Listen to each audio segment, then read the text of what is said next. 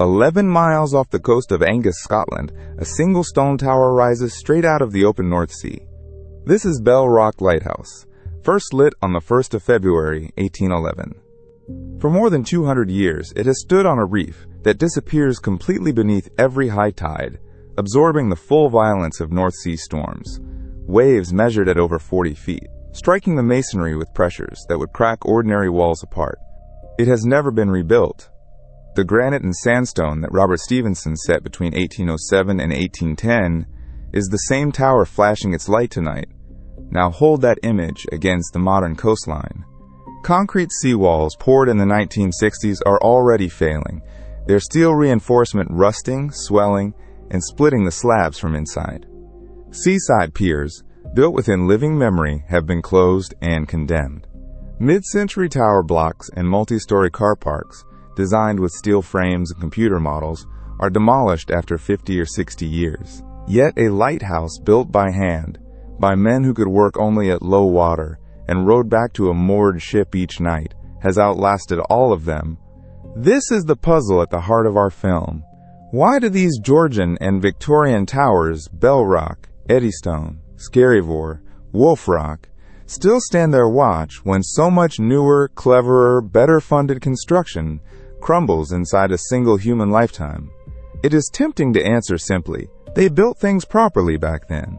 Stronger stone, prouder craftsmen, no cutting of corners. That answer is comforting, and it is almost entirely wrong, because we are looking at a trick of the evidence. Every photograph we admire, every tower we sail out to visit, every lighthouse that appears on a postcard or a stamp, has one thing in common. It survived. We never photographed the ones that didn't. And the coast of the 19th century was littered with lighthouses that were undermined, swept away, or quietly abandoned. To understand the survivors, we first have to count the dead, the towers no camera ever recorded.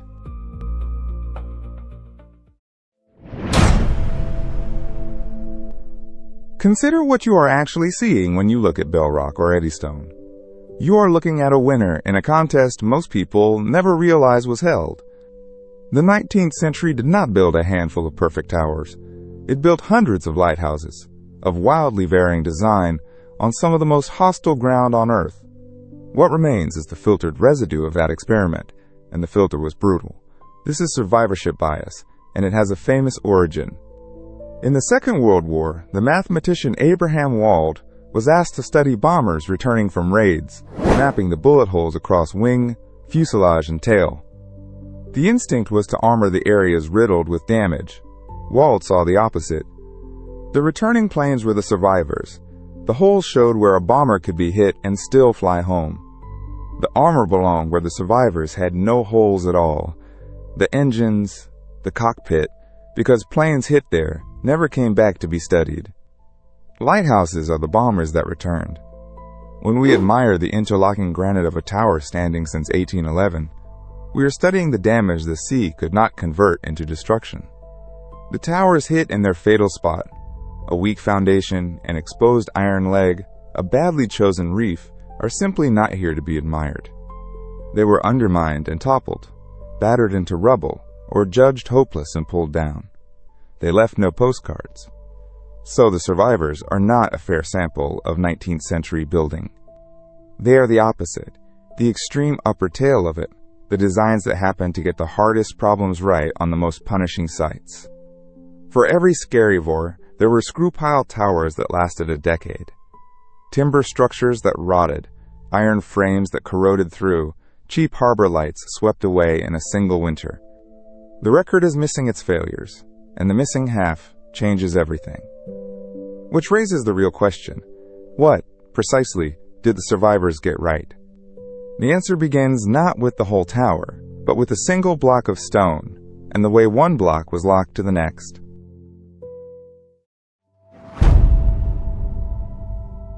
The idea that saved these towers is older than the Victorians, and it starts with a disaster.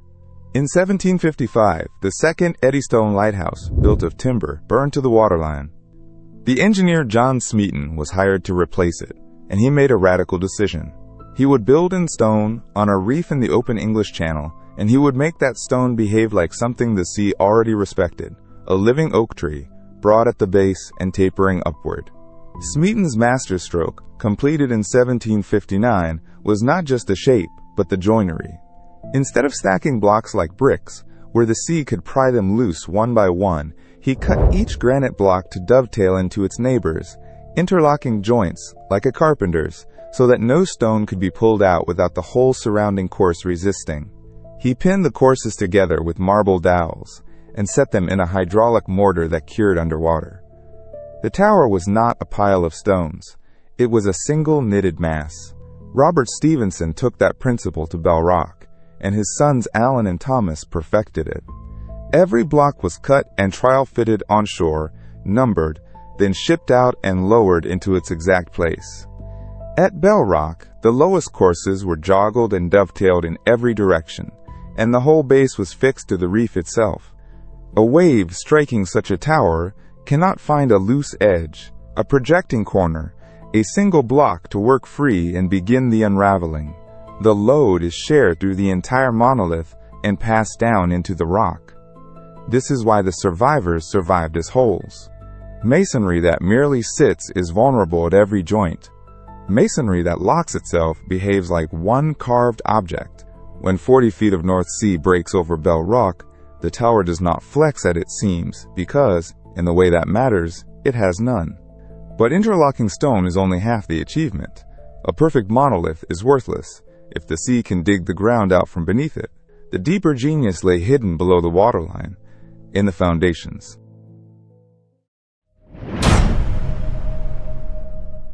Everything above the water depends on what was done below it, and what was done below it was almost unthinkable. The Bell Rock is a sandstone reef that spends most of each day submerged. At low tide, it offers only a few hours of slippery, weed-covered working surface before the North Sea returns to claim it. There is no dry land for 11 miles. To found a lighthouse there, Robert Stevenson's men worked in shifts measured by the tide, sometimes barely 2 hours a day, living aboard a moored ship and a timber beacon lashed to the rock. They did not simply build on the reef. They cut into it. Workers dressed the uneven sandstone into a level, prepared seat, excavating a foundation pit by hand with picks between the tides, so the tower's base would sit locked into solid rock rather than perched on top of it. That work, begun in 1807, took years before the tower even began to rise. At Skerryvore, off the Hebrides, Alan Stevenson faced Atlantic swells even fiercer. His tower, lit in 1844, rests on a granite reef prepared the same painstaking way and is often called the most graceful lighthouse in Britain. The shape of that foundation is the quiet hero of the whole story. The towers are low and massively broad at the base, tapering upward in a long curve, so most of their enormous weight sits close to the rock. That low center of gravity resists overturning. The wide footing spreads the load, and because the base is set into the reef, the waves cannot scour a channel beneath it and undermine it, the failure that kills most sea structures. Scour, not impact, is what usually wins. This is why these towers do not merely stand. They refuse to be dug out. A design that keys its stone into itself and its whole mass into the seabed has removed the two ways the ocean normally destroys a tower, plucking it apart and washing it out from underneath. But not every 19th century lighthouse was carved from granite on a rock. Some were bolted together from iron, thousands of miles away.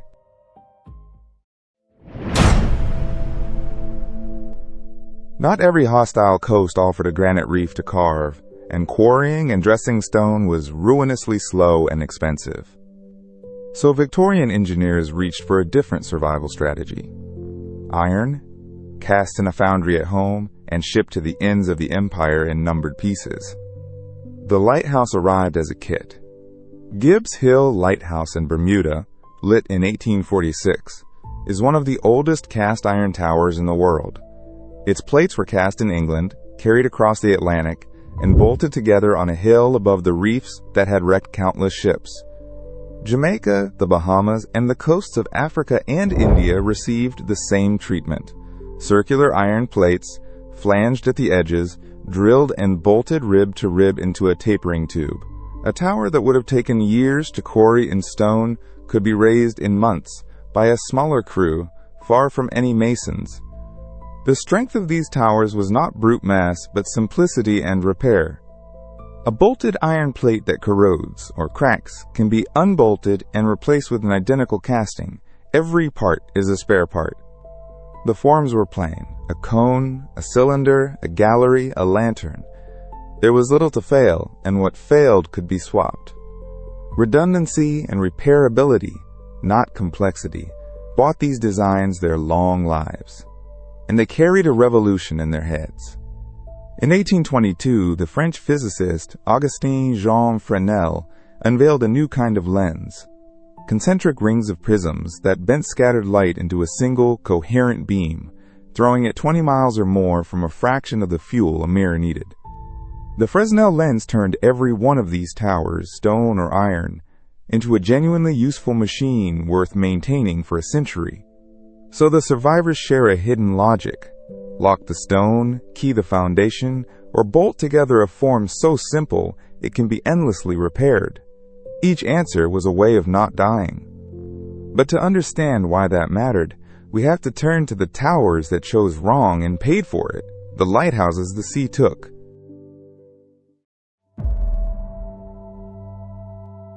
Not every tower raised in the 19th century is still here to be photographed, and the ones that vanished tell the other half of the story. On the night of April 16, 1851, a gale drove into Massachusetts Bay and closed its fist around the first Minos Ledge lighthouse. A skeletal iron frame planted a mile off Cohasset on a reef that drowned at every high tide. Its builders had trusted 9 wrought iron legs, each drilled 5 feet into the rock, to let the waves pass harmlessly between them. For a single winter, the idea seemed to hold. Then the sea disproved it. Through the dark, the swells worked the piles like levers, loosening the iron joint by joint, and the 2 assistant keepers on watch, Joseph Wilson and Joseph Antoine, rang the fog bell until the tower fell out from under them. By the morning of April 17th, it was simply gone. Both men drowned. All that survived was a stump of bent metal and a message the keepers had bottled. The lighthouse could not stand. Minos Ledge was no freak. Up and down the coasts, the fashionable screw-pile design, a light threaded into sand or mud on giant iron corkscrews, was being erased with dreary regularity. In the Chesapeake, winter ice floes sheared them off their foundations. Sharp's Island Light was carried bodily away in 1881, its keepers riding the wreckage for hours. Others burned, tilted, or were quietly undermined and abandoned. For every bell rock that entered legend, dozens of lesser towers were battered flat, written off, and forgotten before their designers' careers had ended. This is the record survivorship bias hides. When we admire the granite giants that remain, we are looking at a sample already scrubbed of its failures. The drowned keepers, the twisted piles, the lights that lasted a season. The survivors look invincible only because the sea has already thrown away everything that wasn't. And the ones that did endure paid a price that had nothing to do with the moment they were built.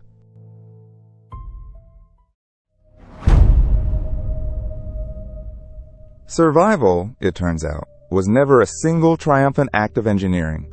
It was a chore repeated 10,000 times. Consider what it actually took to keep Skerryvore or the Eddystone alight for 100 years and more. Salt does not rest. Every winter, spray driven at the speed of an express train forced its way into the joints of the masonry, and every spring a keeper hung over the parapet with a trowel, raking out failed lime mortar and repointing the seams by hand. Cast iron rusts the moment paint fails, so the galleries, the lantern frames, and the great curved astragals that held the glass were scraped, primed, and repainted on a cycle that never truly ended. When a herring gull or a thrown stone cracked one of the storm panes, a keeper replaced it before the next gale could reach through the gap and gut the light from inside. The logbooks read less like heroism than like housekeeping. Oil hauled up 200 steps, wicks trimmed at midnight.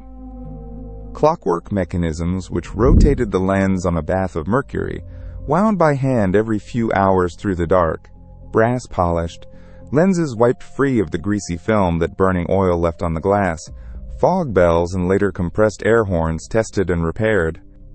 At Bell Rock and Skerryvore, keepers were sealed in for weeks by seas too high to land a relief boat, and the maintenance simply continued around them because it had to. This is the fact the photograph cannot show you. A lighthouse that has stood since the 1840s has not stood by being strong. It has stood by being tended. Corrosion caught early, cracks sealed before they spread, damage undone faster than the sea could inflict it. Strip away a single generation of keepers, and most of these towers would have joined Minot's ledge on the seabed. The stone was necessary. The ceaseless labor made it sufficient. And when even relentless upkeep was not enough, when it was the land itself that began to fail, survival demanded something more drastic still.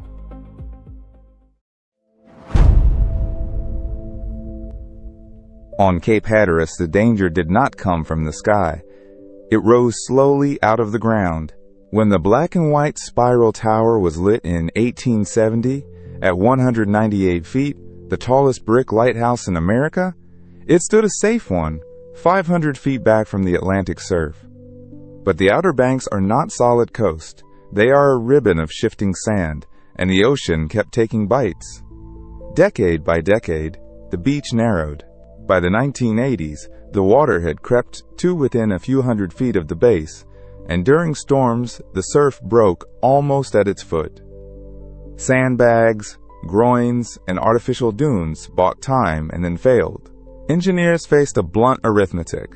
The tower was sound, its 1.25 million bricks as solid as the day they were laid, but the land it stood on was disappearing, and no amount of masonry could out-argue a retreating shoreline.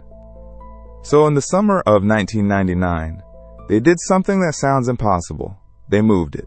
Workers cut the 830-ton lighthouse, free of its granite foundation, threaded steel beams beneath it, and eased the entire tower onto hydraulic roller dollies riding a track of steel mats. Then, a few feet at a time, jacks pushed it inland. Over 23 days, the whole structure, lantern, lens gallery, and every brick crawled 900 feet across the dunes to firmer ground, never cracking, never tilting, guided by surveyors watching for the slightest lean. When it stopped, it stood 500 feet from the sea once more, exactly as far back as it had begun in 1870. Cape Hatteras had not saved itself. A strong tower, perfectly built, would still have toppled into the Atlantic within a decade if human beings had not picked it up and carried it out of harm's way. Its survival was a decision, funded, engineered, and executed by people who refused to let it fall. That is the pattern beneath every one of these lights. Strength buys time. It does not buy permanence. And when we finally add up what the survivors actually prove, that distinction is the whole argument. So add it up. Why does Bell Rock still break the North Sea after more than 2 centuries, while concrete piers crumble in 50 years and post-war seawalls fail in 30? The answer is not a single miracle material. It is a stack of reasons, and every one of them matters. Thick masonry gave these towers the mass to absorb a wave's blow instead of shattering under it. Dovetailed granite locked each block to its neighbors, so the sea could not pry the structure apart piece by piece. Foundations cut into solid reef, low and tapered, refused to be scoured out or overturned. Cast iron in simple, redundant forms meant that what did wear out could be unbolted and replaced rather than condemning the whole.